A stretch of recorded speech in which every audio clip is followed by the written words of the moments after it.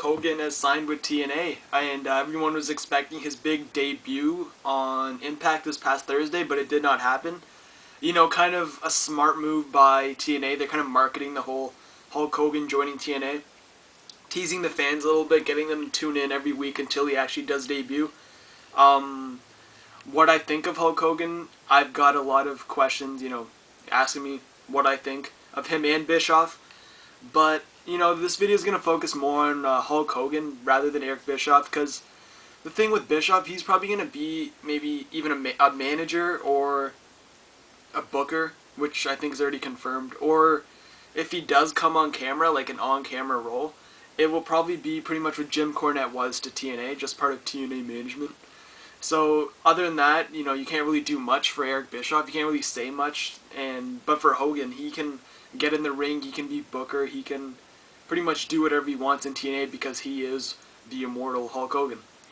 And but when TNA signed him, I think I'm not gonna sugarcoat it or anything. It was a good move. It's a big move for wrestling. One of the bigger stories of 2009, and what a way to end off 2009 of having Hulk Hogan, the guy who revolutionized wrestling and put WWE on the map, to go to their biggest competitor, TNA. So, there's probably two ways of looking at it. The pros of Hulk Hogan going to TNA, and then the cons. And when you go to the pros, you got, the short-term goals, what TNA wants to happen immediately when Hulk Hogan comes down there. And then the long-term goals. The stuff that TNA would like Hulk Hogan to achieve for their company a couple years down the road from now. So, you look at the short-term goals for now. You get, publicity. Hulk Hogan brings publicity in everywhere he goes. He's probably one of the most recognizable figures in wrestling, and probably even in the world. He can walk in anyone's house and, they'll be like, that's Hulk Hogan.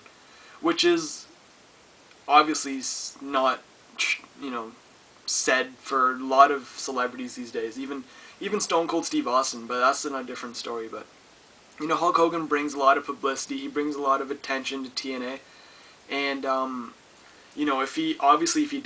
when he does debut, the ratings are going to be high for his debut show, his actual debut show. So I think the ratings are going to go up high. That's going to be a short-term goal. Whenever Hogan's going to be announced on that card, the ratings could be higher than usual. And I'm not doubting it at all. I think that it's going to be huge. What's TNA get right now? A 1? Not even a 1? 1.0 or something like that. But I think they can achieve higher than that if and when Hulk Hogan does appear. Obviously Hulk Hogan's not going to be wrestling that much, but if he does wrestle, I think it'll be big shows only and against guys who are actually established. So pay-per-view buy rates, of course, are going to be higher than usual, of course, and I think if Hulk Hogan does wrestle on his first pay-per-view, this upcoming one or the next one, just for more build, it will be probably one of their biggest buy rates of all time. Just because it's going to be Hogan's in-ring debut and just all the hype surrounding it.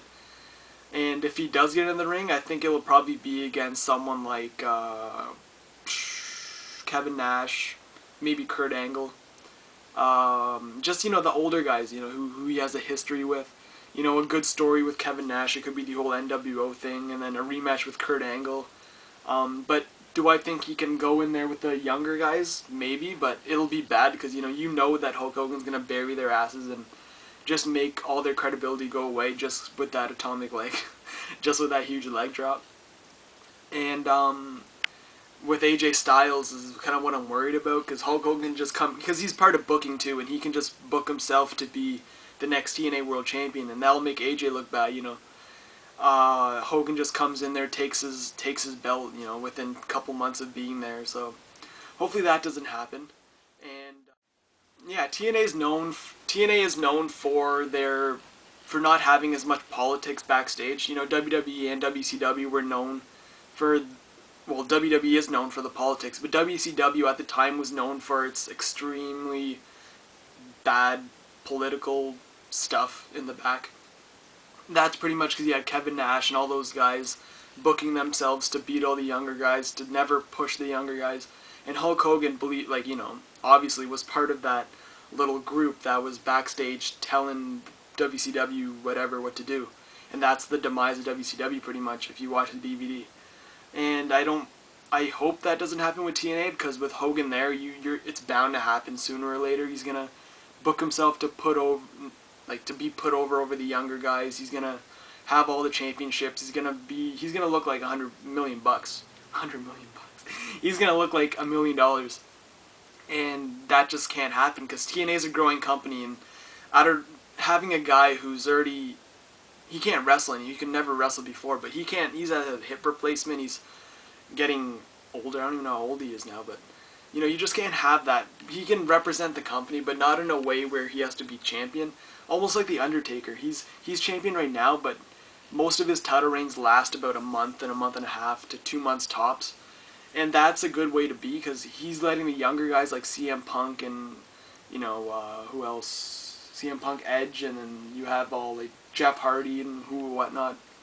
They're going to be representing the company, while Undertaker had his time in the mid-90s, but he's still the face of the company, but not in a way where he's champion, even though he's champion now, but I'm sure he's going to lose soon. Of course, the short-term goals as well. It's a big one is that Hogan obviously got a big fat paycheck for joining TNA, and I'm actually surprised that he did accept what TNA gave him. Of course, the number is not confirmed, but I'm sure it's a pretty hefty sum, because Hogan has put down WWE so many times because they didn't give him a big enough paycheck. And Hogan, being the greedy guy that he is, TNA must have given him a pretty big amount for him to actually sign. And you know, he obviously needs the money because he's going through the divorce with Linda, and then Nick Hogan got his Berlea. He's got his whole thing with I guess Graziano, the car accident. Hogan got to pay for that stuff, so of course he needs the money. So there's another. He could have just, you know, suckered into it, just get any gig he can possibly get. And WWE doesn't want him at the time, so of course he had to go to the competitors. So I guess it kind of worked out for him. And the long-term goals, you know, you got to think about it in a way that, will Hulk Hogan even be with TNA a year or two from now, or will he just be one of those guys who, like Booker T, just came in for a couple years and, you know, he's already gone? And what has Booker T, you know, what has he even done? You know, in my opinion, the only guys who jumped over from WWE to TNA that actually made an impact were Christian and Kurt Angle. Scott Steiner didn't do anything. Booker T didn't do anything. And then just even the mid-carder guys, Daivari didn't do anything. And it's not really much of a thing. Like, Kurt Angle carried the whole company on his back after Bound for Glory when Jarrett left. And then Christian, he pretty much brought all the newer fans in just to see, you know, has the big jump, you know, the first major jump of WWE to TNA, and Christian was the guy. So, and in my opinion, I think that Hogan's gonna bring in a whole new fan base. Those guys who watched wrestling in the '80s or watch WWE now but are big fans of Hogan, they're gonna tune into TNA just to see what's going on, and that's how I started watching TNA in the first place. Kurt Angle was, you know, my favorite wrestler, and he still is. And when I found out he jumped to TNA, I watched the debut. I watched all his vignettes he made, and then I saw his in-ring debut against Abyss in the primetime show. And, you know, ever since then, I've just been watching TNA, and there has been a point where I was a bigger TNA fan than WWE just because of the feud that was going on at the time, Samoa Joe versus Kurt Angle. And I think at the time you had WWE's feud was John Cena versus Kevin Federline. You know, just saying those two, you can kind of see the difference of what the product is in one company and is in the other. So that's my opinion on Hulk Hogan. I think it's a good move, but it can go both ways. Hogan can either just bury every single young guy on the roster, or he can bring all the publicity in the world and make TNA the next big company, as he says he will do.